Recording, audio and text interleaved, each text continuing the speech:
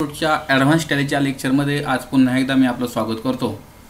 आजच्या लेक्चरमध्ये आपण टॅलीमध्ये बॅच वाईज डिटेल्स हा टॉपिक शिकणार आहोत। बॅच वाईज डिटेल्स हा जो टॉपिक आज आपण शिकण्यासाठी जाणार आहोत। या टॉपिकबद्दल प्रथमतः सांगतो, हा टॉपिक बऱ्याचदा ज्या काही आपले गुड्स असतील त्यांना जर आपल्याला बॅच वाईज डिटेल्स द्यायचे असतील किंवा त्यांना एक्सपायरी डेट्स टाकायचे असतील, मॅन्युफॅक्चरिंग डेट, एक्सपायरी डेट या सर्व गोष्टींचा आपल्याला ट्रॅक रेकॉर्ड ठेवायचा असेल, खाण्याचे काही पदार्थ आपण विकत असेल की जे एक्सपायर होणार आहेत पुढे जाऊन, असे ह्या सर्व एक्सपायर होणाऱ्या किंवा बॅच वाईज डिटेल्स ठेवणाऱ्या सर्व गोष्टींसाठी आपल्याला हा टॉपिक गरजेचा आहे। जर आपण खतं औषधाच्या दुकानात काम करत असेल तर खतं किंवा औषधं ही बॅच वाईज येत असतात। जर एक बॅच खराब आले तर पूर्ण बॅच खराब येण्याची शक्यता असते। मोबाईल असू द्या किंवा कोणतेही दुकान असू द्या, आपल्याला बॅचमध्ये जो माल येतो तो त्या बॅचमध्ये आलेल्या मालाचं कॉन्फिगरेशन शक्यतो सेम असतं। मग बॅच वाईज डिटेल्स टाकल्यामुळे आपल्याला समजतं की हा माल कोणत्या बॅचमधून आला होता, याची एक्सपायरी डेट काय आहे, त्याची मॅन्युफॅक्चरिंग डेट काय आहे। तर हा टॉपिक आज आपण जाणून घेऊया।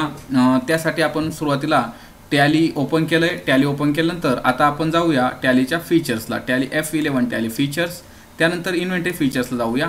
त्यानंतर इथे एक टॉपिक आहे आपल्याला मेंटेन बॅच वाईज डिटेल्स, या टॉपिकला आपण यस करूया। त्यानंतर त्याच्या खालचा टॉपिक आहे set expiry date for batch. जर का तुमच्या प्रोडक्टला एक्सपायरी डेट असेल तर इथं यस करा, अदरवाईज नो ठेवलं तरी चालेल। मी इथे यस करून घेतोय। एंटर बटन दाबून ही स्क्रीन मी पास करून घेतली। ठीक आहे। एक्सपायरी डिटेल्स आता आपण ह्या गोष्टीसाठी आपल्याला काही स्टॉक तयार करावा लागेल की ज्याला बॅच वाईज डिटेल्सला देखील आपल्याला यस करायचं आहे आणि एक्सपायरी डेटला देखील आपल्याला यस करायचं आहे। त्यासाठी मी स्टॉक बनवून घेतो। Inventory info, stock item, stock ॲटमला एंटर, क्रिएट। समजा मी एक बनवतोय पार्ले जी 15 ग्रॅम, हे एक प्रोडक्ट मी बनवलंय। याची कंपनी नक्कीच पार्ले असणार, अल्ट सी।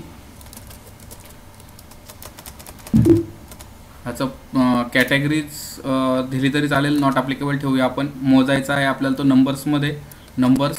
मी जसं का नंबर्सला एंटर करतोय, हा नवीन टॉपिक आपल्यासमोर आलेला आहे मेंटेन इन बॅच। याला बॅचमध्ये आपल्याला मेंटेन करायचं आहे का, इथं आपण यस करून घेऊया। यस केल्यानंतर लगेच आपल्याला विचारलं की ट्रॅक डेट ऑफ मॅन्युफॅक्चरिंग, ह्याची मॅन्युफॅक्चरिंग डेट तुम्ही टाकणार आहात का, यस, आपण त्याला रेकॉर्ड ठेवायचं आहे मॅन्युफॅक्चरिंग डेटचं। त्यानंतर यूज एक्सपायरी डेट, याची एक्सपायरी डेटचं देखील रेकॉर्ड तुम्हाला ठेवायचं आहे का, मी याला देखील यस केलेलं आहे। एंटर, याला GST ॲप्लिकेबल आहे का, yes. On value taxable 5% tax, enter. Goods, enter. Parle-G तयार केला होता मी, आणि एक तयार करतो मी, समजा ब्रिटानिया।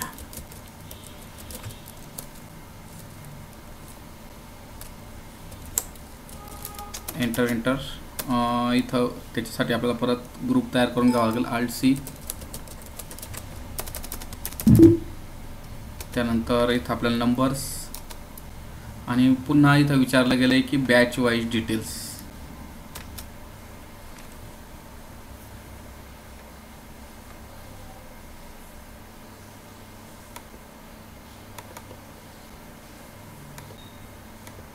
बॅच वाईज डिटेल्सला आपण यस करूया, इथे yes. Enter, manufacturing yes, expiry yes, enter. GST applicable yes, on value taxable 5%, आणि मी ही एंट्री पास करून घेतली। एस्केप की दाबत पाठीमागे आलो आहे, आणि मी आता ह्याची खरेदी करण्यासाठी अकाउंटिंग व्हाउचरला जातो आहे। F9ने मी विक्री करण्यासाठी जातो आहे, F9, किंवा इथनं मी खरेदी करण्यासाठी जातो आहे परचेसला, F9ने। परचेस अकाउंटला मी आलेलो आहे। त्यानंतर मला इथं दिसतं आहे आता सप्लायर इनवॉइस नंबर, मी इथं 01 घेतलं आहे। एंटर, पार्टी नेम, कुणाकडनं आपण हा माल विकत घेणार आहे, तर आर्यन ट्रेडिंग कंपनीकडनं आपण हा काही स्टॉक विकत घेतोय। काय विकत घ्यायचं आहे आपल्याला, पार्लेजी। पहा, मी एंटर बटन प्रेस करतोय, पार्लेजी।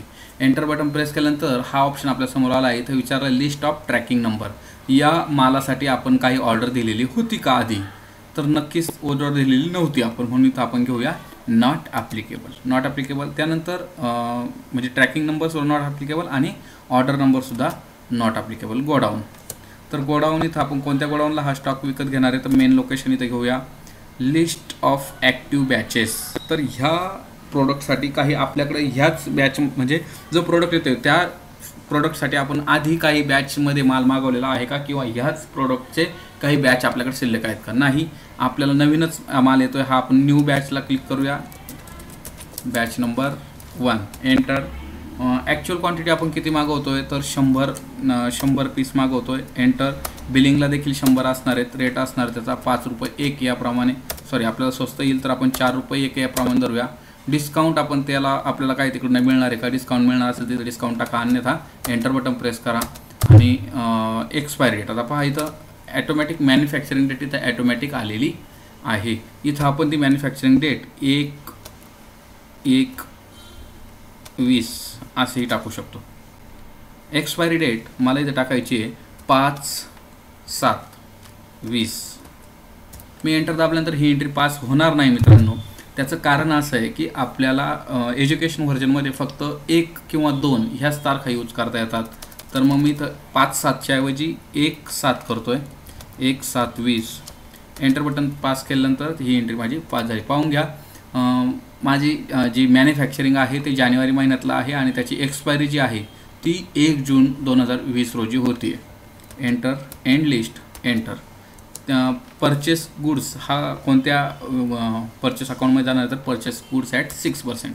एंटर. त्यानंतर घेऊया Britannia. Tracking number not applicable. Order not applicable. त्यानंतर गोडाऊन मेन लोकेशन. त्यानंतर new number. Batch number 2. Enter. Actual quantity घेतो आहे आपण 100. बिलिंगला देखील 100. रेट 4 रुपये. एंटर. एंटर. एंटर. 1 एप्रिलच्या ऐवजी तर इथं 1 फेब्रुवारी घेतो मी इथं. त्यानंतर एक्सपायरी घेतो आहे मी 1/10ची. Enter. Enter.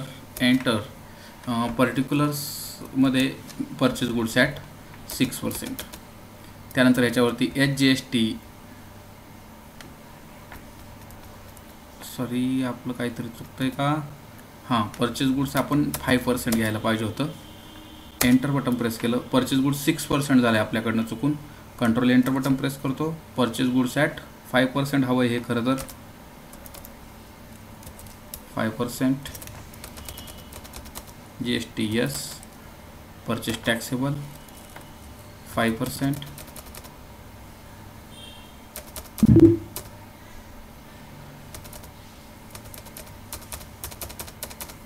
Enter. Enter.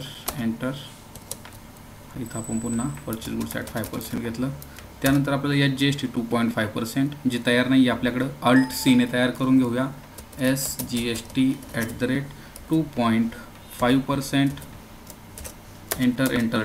Duties and taxes. Enter. GST. Enter. S for state tax 2.5%. त्यानंतर CGST Alt+C CGST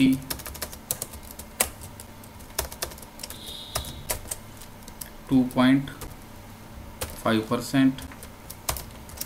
enter. Enter. Duties and taxes. GST central tax 2.5. Enter. Enter. Enter. Enter. पहा, ह्या दोन्ही GST पण आपण अप्लाय केल्यात आणि नॅरेशनमध्ये being purchase goods.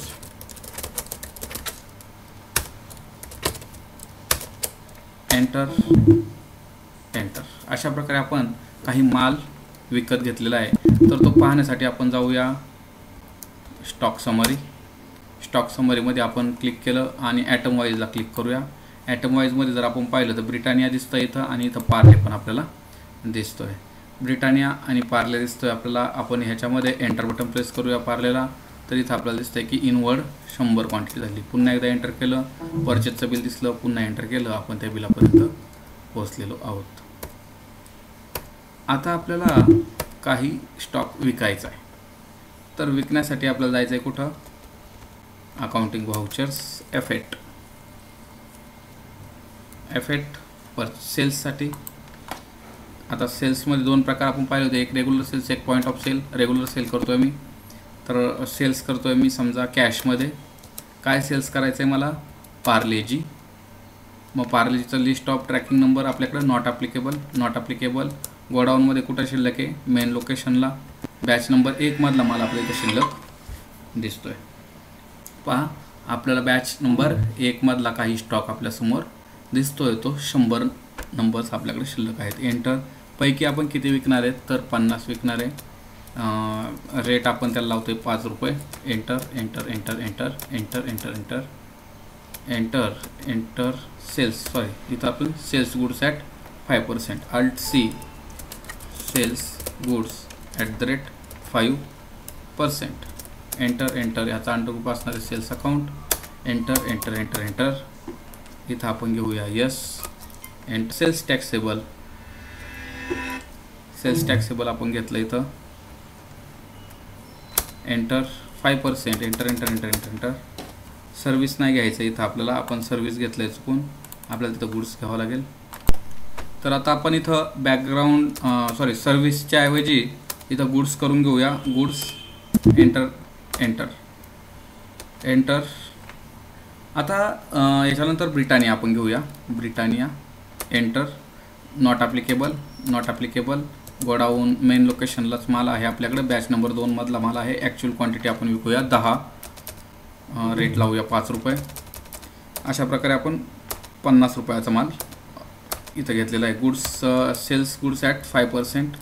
Enter enter enter. ह्याच्यावरती SGST 2.5%. त्यानंतर CGST आपल्याला घ्यायची आहे. यानंतर आपण CGST आणि SGST आपण पाहिलं होतं. एंटर. चुकून वरती गेलं होतं तर सर माझा, आपण एंटर केलं आहे. CGST 2.5% इथे घेऊया. अशा प्रकारे आपल्याला काय करता आलं, तर सेल्स करता आलं GST लावून, आणि त्याला एक्सपायरी डेटसुद्धा टाकता आली. आता पाहिलं होतं आपण 1 एप्रिल रोजीची ही एक्सपायरी. 1 एप्रिललाच परचेस होता आणि 1 एप्रिललाच सेल्स होतं. पण काही स्टॉक आपण पाहिला होता 1/6ला एक्सपायर होणार होता. तर आपण ही एंट्री जी आहे, काही तारीख आपण इथं चेंज करूया. डेट चेंज केली आहे आणि 1/9 अशी मी तारीख घेतो. 1/9 या तारखेला मी सेल्स करण्यासाठी जातो कॅश. त्यानंतर तुम्ही पाहून घ्या, इथं ब्रिटानिया दिसते आपल्याला, पार्ले दिसते. तर मी पार्लेजीला क्लिक केलं. पार्लेजीमध्ये मला दिसत आहेत, पाहून घ्या, पार्लेजीमध्ये माझ्याकडे शिल्लक किती दिसत आहेत, 100 नंबर. ब्रिटानियामध्ये नंबर किती दिसत आहेत, 90 नंबर्स. तर ब्रिटानियाला क्लिक केलं. नॉट ॲप्लिकेबल घेतलं इथं. Not applicable.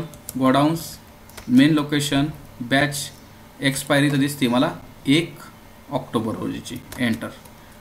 ॲक्च्युअल क्वांटिटी मी विकतोय 10. Enter enter enter enter enter enter enter enter enter enter enter enter enter enter. आता इथं मला घ्यायचं आहे पार्लेची, सॉरी